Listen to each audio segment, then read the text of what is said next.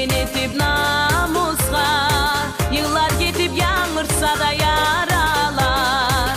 Yarasına merhameti bağlasın, bağrına hıylı baskan analar. Ana dese ayırşaya kokları de, o kulesi günü çıkan ay görüne.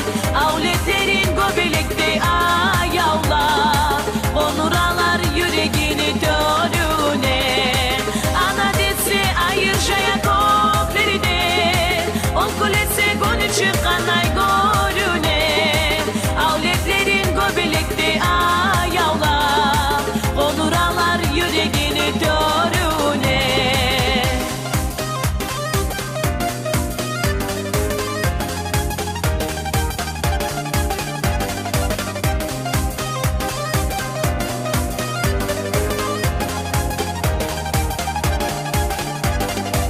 Ay batsa da ana yürek yarıklı, şavlasından kulü alam çayına. Sal dünyanı bak nimetın paylasa, nasiplini ana düşer payına. Ana dese ayırşaya kokları de, o kulesi günü çıkan ay görüne. Avletlerin göbelekte ayavlar, onuralar yüreğini dörüne. Ana dese ayırşaya kokları de, o kulesi günü çıkan ay görüne. Avletlerin göbelekte ayavlar, onuralar yüreğini dörüne.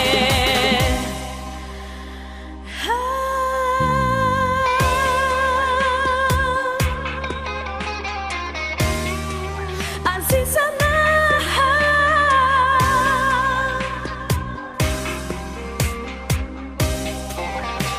ay Allah'ız ananı.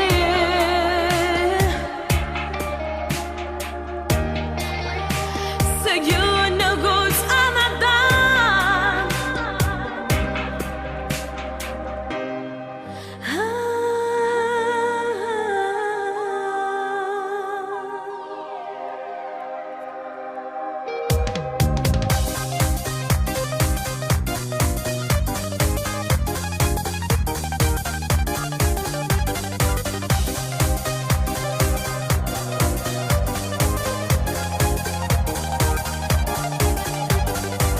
Ana dese ayırşaya kokları de, o kulesi günü çıkan ay görüne. Avletlerin göbelekte ayavlar, onuralar yüreğini dörüne. Ay batsa da ana yürek yarıklı, şavlasından kulü alam çayına. Sal dünyanı barı nimetın paylasa, nasiplini ana düşer payına.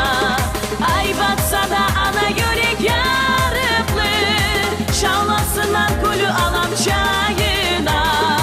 Sal dünyanı barı nimetın paylasa, nasiplini ana düşer payına.